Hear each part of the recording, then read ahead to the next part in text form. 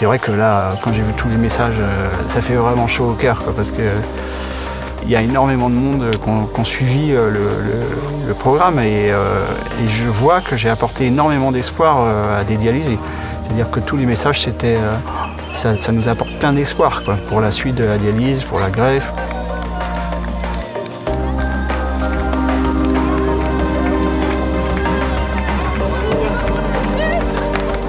Sans Christine, je serais venu tout seul sur l'île. Je ne pense pas que j'aurais pu finir la course. Je pensais que c'était mon aventure. C'était mon aventure, mais non, c'était une aventure de nous deux. Fabrice, il a 40 ans, ça fait 20 ans que ce rein ne fonctionne plus. Il est transfusé. Il y a 2 jours, il a été faire une transfusion. Il en fera une demain pour pouvoir, bien sûr, les dialyses, pour pouvoir tout évacuer. Bravo Fabrice! Allez, un tonnerre d'applaudissements, s'il vous plaît. Un guerrier, passez là, au-delà de la... Chaque ravitaillement, j'attendais un petit peu son regard, son attention, son émotion, ce qu'elle allait me transmettre. Je voulais absolument vivre ça aussi à l'arrivée, quoi, de lui faire cette récompense-là, que tous les investissements qu'on avait faits, ça valait vraiment le coup. Ça valait vraiment le coup.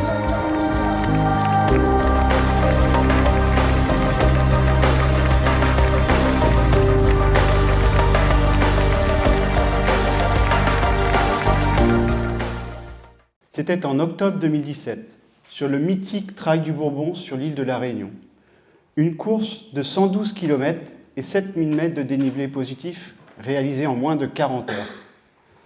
Mon souhait ce soir est de vous exposer les origines de cette aventure sportive, avec comme volonté d'impulser une dynamique nouvelle dans les pratiques de dialyse en France. En clair, focaliser le projet de vie de chaque patient au centre du parcours de soins. Mon historique avec la maladie débute à l'âge de 18 ans, en 1994. C'est lors d'une banale opération d'un genou, alors que je passais mon bac, qu'on m'a diagnostiqué le syndrome d'Alport. C'est une maladie génétique qui attaque les yeux, les oreilles et détruit petit à petit les reins. En 1997, 2 mois après le début des dialyses, on m'a justement transplanté un rein.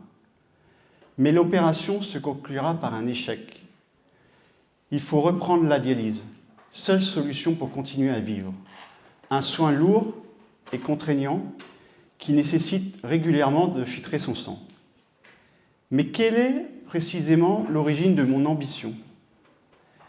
L'élément déclencheur de cette aventure sportive prend naissance le 16 mai 2016, le jour même de mes 40 ans, et ce, après plus de 20 ans de dialyse. Ce jour-là, le titre du Monde était « La dialyse est une prison, allégeons les peines ». Cette tribune d'un collectif de chercheurs et d'une association de patients m'a extrêmement choqué. Au-delà du fond de l'article, j'ai trouvé ce titre racoleur et méprisant pour tous les patients dialysés qui vivent grâce à la dialyse. Mon mantra, se dialyser la nuit pour revivre le jour, apparaît comme une évidence. Mais pourtant, cette technique de dialyse que je pratique la nuit pendant mon sommeil n'est que très peu développée en France. Seuls 250 patients, dont 110 en Bretagne, y ont accès, sur les 50 000 dialysés que compte la France. Développer les modalités de dialyse longue nocturne pour permettre à des patients plutôt jeunes et actifs de se maintenir dans la vie sociale et professionnelle, c'est une nécessité. Mais cela demande un volontarisme de toute la chaîne décisionnelle et médicale d'un établissement.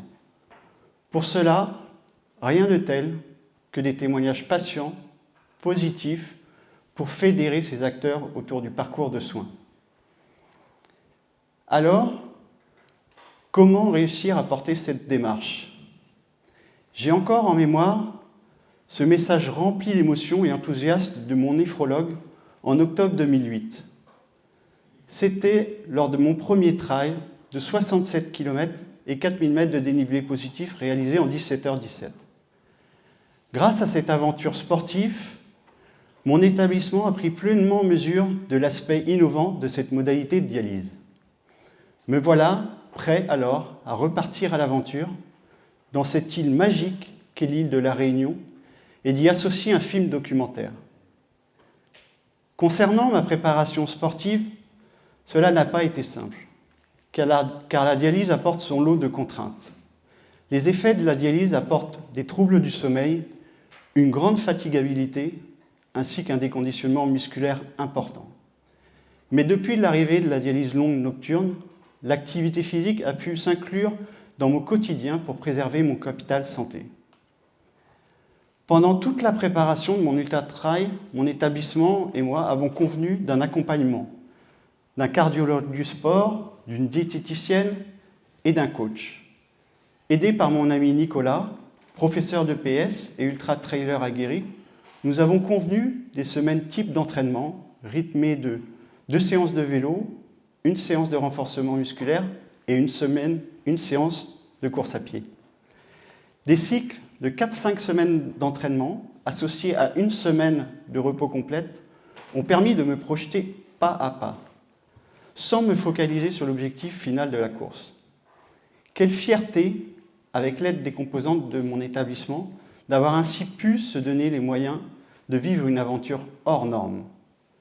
En total décalage avec mon quotidien, sans peur de l'échec, juste avec cette volonté de parcourir des paysages extraordinaires à l'autre bout du monde. Et vous, l'activité physique fait-elle partie de votre routine ? Je ne vais pas m'attarder sur la course, car ce film impactant la montagne d'encens mérite d'être regardé. Mon souhait ce soir est de vous exposer les valeurs que le sport m'inculque au quotidien.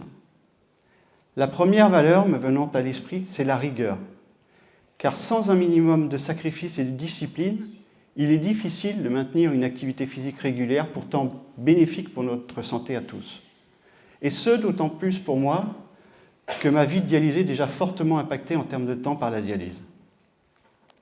La deuxième valeur que je souhaite vous transmettre, c'est la gestion de l'échec. Il faut laisser de côté la peur de ne pas réussir. En tant que dialysé, je ne fixe pas de temps ou de médaille de finisher, mais simplement l'envie de parcourir une belle journée en montagne. D'ailleurs, j'adore cette citation de Nelson Mandela. « Je ne perds jamais, soit je gagne, soit j'apprends. » La troisième valeur, c'est la collaboration. J'ai toujours cru au travail collaboratif, car c'est un élément clé pour fédérer autour d'une ambition collective.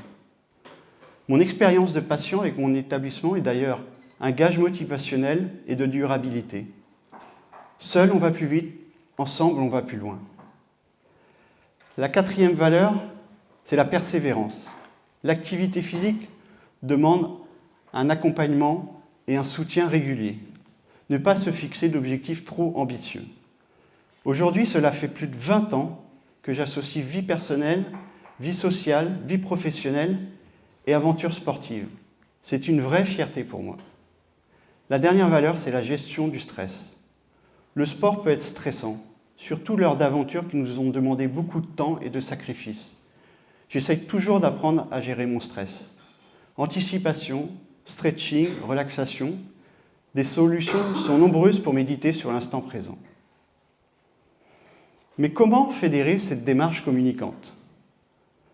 En parallèle de cette préparation sportive, il ne fallait pas oublier la recherche de financement, la recherche d'un réalisateur, porter un synopsis et contractualiser toute cette démarche en tant que co-auteur.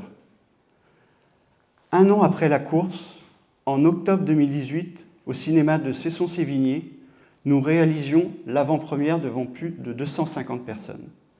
Ce film portait bien ces valeurs d'engagement, d'humanisme et de positivisme tant désirées. Mais il restait un problème de taille. Comment organiser les projections débats partout en France ? Malgré un film libre de droit et entièrement gratuit, il me fut impossible de réaliser des partenariats avec les associations de patients. À mon grand regret, je n'ai pas eu le choix de me mettre en rupture conventionnelle et de porter toute cette démarche organisationnelle et communicante. Au final, qu'est-ce qui m'a animé dans ce projet ? La démocratie en santé se fait par la représentation de tous, même des minorités. C'est ma conviction. À partir du moment où on croit dans un projet, il faut persévérer, même si au départ on se sent isolé. on trouvera toujours des personnes qui croient en nous et qui nous soutiennent. C'est quand une personne ose prendre des risques et s'impliquer personnellement qu'elle peut grandir et évoluer. Pour conclure, au début de mes aventures sportives, je ne souhaitais pas me médiatiser, car je ne voulais pas qu'on me le considère comme un super-héros. Mais au fil des ans, je me suis rendu compte que mon témoignage et mes récits inspiraient et transportaient les patients, mais aussi les soignants. Je terminerai par cette citation du jeune étudiant en médecine. Pour être honnête, votre expérience avec la maladie, les liens que vous avez pu créer avec les différents médecins, m'ont encore plus motivé à exercer ce métier. Je pense qu'il est important d'avoir le point de vue des patients avec ces traitements. Et vous avez très bien réussi à le transmettre à travers ce film et cet échange. Des témoignages comme le vôtre devraient faire partie de notre enseignement obligatoire.